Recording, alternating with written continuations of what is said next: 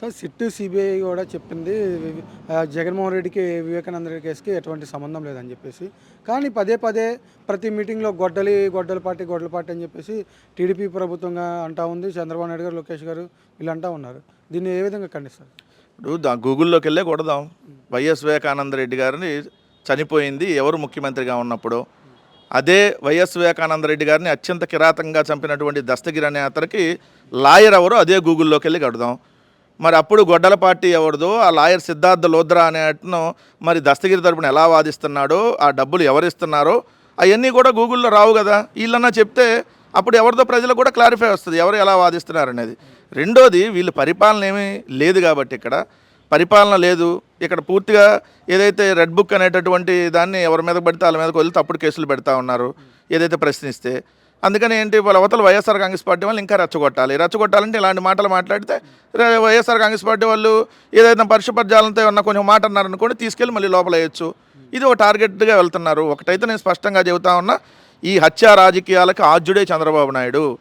వంగవీటి రంగా గారి దగ్గర నుంచి మల్లెల బాబ్జీ గారు కావచ్చు, లేదంటే పింగళ దశరథరామ్ గారు కావచ్చు, వైఎస్ రాజారెడ్డి గారు కావచ్చు, ఈ వైఎస్ వివేకానంద రెడ్డి గారు కావచ్చు, ఇవన్నీ చంద్రబాబు నాయుడు గారు ముఖ్యమంత్రిగా ఉన్నప్పుడు ఏదైతే జరిగినటువంటి హత్యలు. సో ఈ హత్యా రాజకీయాలు మరి ఎవరు దీన్ని ఎంకరేజ్ చేశారు?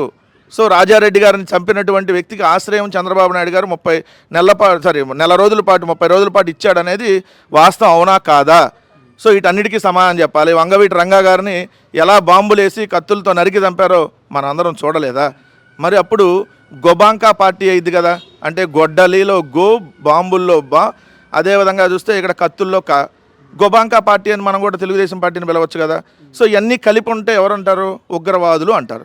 అంటే టెర్రరిస్టులే కదా ఈ మారణాయుధాలు వాడేది కానీ ఇవన్నీ. సో మరి టెర్రరిస్ట్ పార్టీ అని తెలుగుదేశం పార్టీని అనొచ్చు కదా. ఆయన చంద్రబాబు నాయుడు కావచ్చు, లేదంటే వాళ్ళకి సంబంధించినటువంటి వ్యక్తులు కావచ్చు, ఈ హత్యా రాజకీయాలను ముందు నుంచి ప్రోత్సహించారనేది జగమెరిగిన సత్యం. అంతేందుకు పిల్లనిచ్చిన మామ ఎలా చనిపోయాడు ఆయనే చెప్పాడు కదా. గాడ్సే కంటే నీచుడు చంద్రబాబు నాయుడు అని చెప్పి స్వయాన రామారావు గారు ఇచ్చిన సర్టిఫికెట్. మరి అప్పుడు ఎవరిది గొడ్డల పార్టీయో, లేదంటే ఎవరిది ఉగ్రవాదుల పార్టీయో, ఎవరిది కత్తులు బాంబులు సంస్కృతుల పార్టీయో ఇది చూస్తే అర్థమైపోయింది కదా. కానీ లోకేష్ గారు ప్రతిసారి మా తాత ఎవరంటే తండ్రి పేరు చెప్పుకోండి, తండ్రిని చెప్పుకుంటారు. కానీ ఈయన ఎన్టీ రామారావు పేరు ఎందుకని చెప్పుకుంటారు ప్రతిసారి? వాళ్ళే చంపి ఉంటే. ఇప్పుడు ఒక మాట నేను చెప్తా. ఎన్టీ రామారావు గారే డైరెక్ట్గా మీకు వీడియో ఉంది, ఆయన మీద చెప్పులు వేయించింది ఉంది, ఆయన పార్టీని జయప్రదంగా లాక్కున్నది ఉంది, లక్ష్మీపార్త గారిని బయటికి పంపించేసింది ఉంది. సో ఇవన్నీ ఓపెను. రెండోది, ఎప్పుడన్నా నువ్వు బతుకున్నప్పుడు, రామారావు గారు బతుకున్నప్పుడు తాత అని ఏ రోజన్నా పిలిచావా? అసలు నీ తాత రామారావు గారు ఎట్లా అవుతారు? ఖర్జూరపు నాయుడు అవుతారు కదా. తండ్రి తరపు నుంచి వాళ్ళు చెప్పుకుంటావు. ఇప్పుడు చంద్రబాబు నాయుడు వాళ్ళ తండ్రి ఖర్జూరపు నాయుడు అని ఏ రోజు చెప్పుకోడు, తల్లి అమ్మనమ్మని చెప్పుకోడు. సో ఎందుకు చెప్పుకోవట్లా? కనీసం తల్లిదండ్రులకు తలకొరివి పెట్టలా, కర్మకాండాలు నిర్వహించలా. ఇది నువ్వెట్లా కొడుకులు అవుతావు? ఇదే నారా లోకేష్ ఎప్పుడన్నా ఖర్జూరపు నాయుడు మనవడని చెప్పుకున్నాడా? చంద్రబాబు నాయుడు నేను ఖర్జూరపు నాయుడు కొడుకునని చెప్పుకున్నాడా?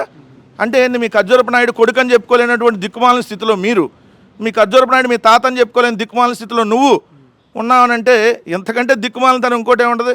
ఈరోజు జగన్మోహన్ రెడ్డి గారు రాజశేఖర రెడ్డి గారి బిడ్డగా రాజారెడ్డి గారు మా తాతని గర్వంగా చెప్పుకుంటారు.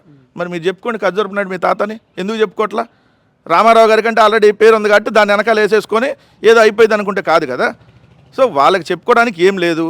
సో అందుకనే పన్ని కొట్టేస్తారంటారు, క్రెడిట్ చోరీ అనమాట. యువత ఇప్పుడు క్రెడిట్ ఎక్కడి నుంచి రావాలి? ఖర్జూరపు నాయుడు నుంచి రావాలి ఇలా క్రెడిట్. రామారావు గారి చెట్టు వచ్చింది అంటే ఆయన క్రెడిట్ వీళ్ళు దొబ్బేద్దాం అనుకుంటేనే కదా ఇట్లాంటివి వచ్చేది. సో ప్రజలకు అన్నీ తెలుసు. టైం వచ్చినప్పుడు ఎలా బుద్ధి చెప్పాలో అలా బుద్ధి చెప్తారు ఈ కూటమి ప్రభుత్వానికి అనేది వాస్తవం.